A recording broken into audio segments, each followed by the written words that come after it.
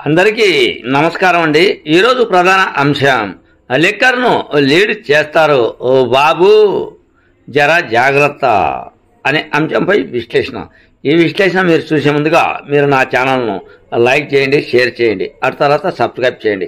మీరు నా ఛానల్ను లైక్ చేసి షేర్ చేసి సబ్స్క్రైబ్ చేయడంతో పాటు ఇంకా నలుగురితో సబ్స్క్రైబ్ చేపిస్తే ఇదే వీడియో 10 నుంచి 20 మందికి వెళ్లేందుకు అవకాశం కల్పించినట్లు ఉంటుంది.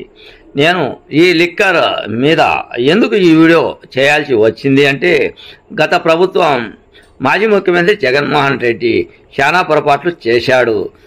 ఎన్ని నాసిరక మందులు అమ్మాడో, ఏ విధంగా మందు బాబులు బాధపడ్డారో, అసలు ఆ లిక్కర్ విషయంలో ఎంతోమంది బాధపడ్డనప్పటికీ ముఖ్యంగా బ్రాందీ షాపుల వద్ద ఉపాధ్యాయులను కూడా ఆయన నిల్చోపెట్టి మద్యం అమ్మకాలను చేపట్టారు కరోనా టైంలో.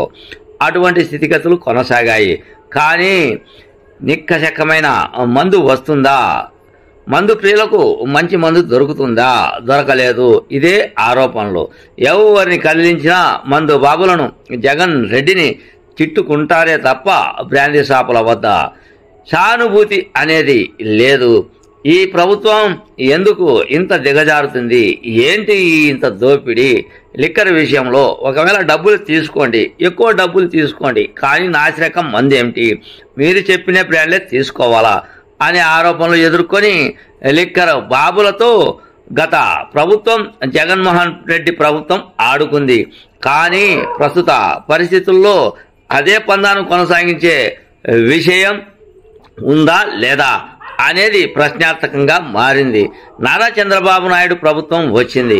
నారా చంద్రబాబు నాయుడు ప్రభుత్వం వచ్చి ఇప్పుడు లిక్కర్ విషయంలో దృష్టి సారించింది. ఈ లిక్కర్ విషయంలో మంత్రుల సైతం కమిటీని ఏర్పాటు చేశారు. మంత్రులు కమిటీలో మంచి మందును అందిస్తారు అని చెబుతూ ఉన్నప్పటికీ ప్రస్తుతం సోషల్ మీడియాలో ఓ రకమైన వార్తా కథనాలు వస్తూ ఉన్నాయి. తిరుపతి కావచ్చు, అటు తర్వాత ఎక్కడైనా కావచ్చు. లిక్కర్ స్కామ్ అనేది పాత పద్ధతిలో కొనసాగుతుంది. పాత వాళ్ళే ముందుకు వస్తూ ఉన్నారు. పాత వాళ్ళే ఆ లిక్కర్ స్కామ్లో పాల్గొంటూ ఉన్నారు. బాబు ప్రభుత్వం మారినా కూడా పాత వాళ్ళే వస్తూ ఉన్నారు అనేది తిరుపతికి సంబంధించిన సోషల్ మీడియాలో అల్చల్ వార్తా కథనాలు వస్తూ ఉన్నాయి. ఏది ఏమైనప్పటికీ లిక్కర్ బాబులు సీరియస్ అయితే బాబు ఒకసారి ఆలోచించు.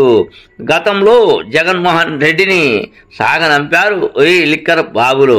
లిక్కర్ బాబులపై నువ్వు సీరియస్ కాకుండా మామూలుగానే గత ప్రభుత్వం మాదిరిగానే నువ్వు ఉంటే నీకు కూడా పొలిటికల్ సంబంధించి రాజకీయంలో నీకు నిక్కరు కూడా మిగిలించరు ఈ లిక్కర్ బాబులు. ఇప్పుడు ప్రస్తుతం జరుగుతున్నది అదే. 11 సీట్లకు మద్యం ప్రియులు లిక్కర్ అవినీతి కార్యక్రమంలో జగన్మోహన్ రెడ్డిని గమనించారు. ఆయనకు నిక్కరు మిగిలించకుండా 11 సీట్లు మిగిలించారు.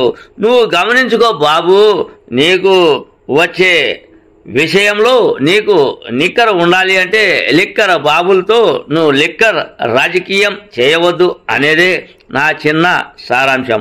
అన్యదా ఇది ఎవరిని తప్పులు పట్టడానికి ఎవరిని ఉద్దేశించి ఈ వీడియో చేయలేదు. తప్పులు ఉంటే క్షమించగలరు. మీ సీనియర్ జర్నలిస్ట్ జరంగల కృష్ణయ్య. నమస్తే.